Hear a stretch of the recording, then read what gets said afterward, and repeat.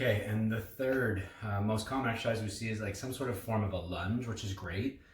Tons of different variations you can do.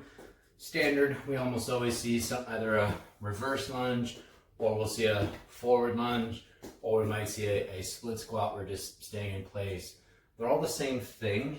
Bending at the knee, getting good range of motion, making sure we're working in the different angles in our body.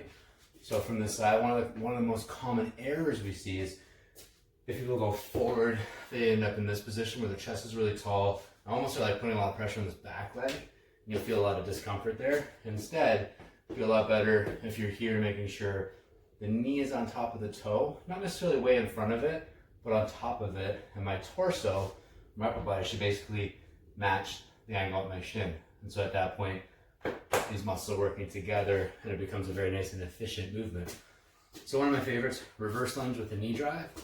Reverse lunge, knee drive, arms can go across your chest.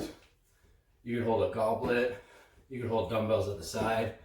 You can do whatever you want there, barbell on your back, backpack, whatever you want to do for load.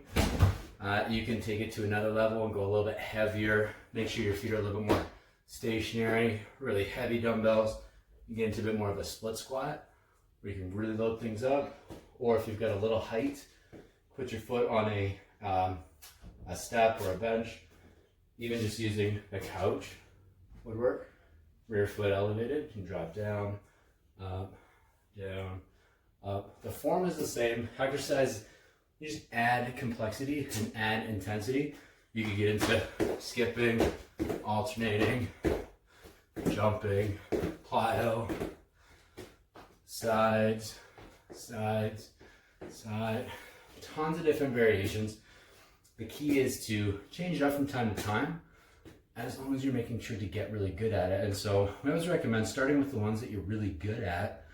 Once you're getting a bit bored of that, or you feel like you're not getting as much out of it, then you can start leveling up.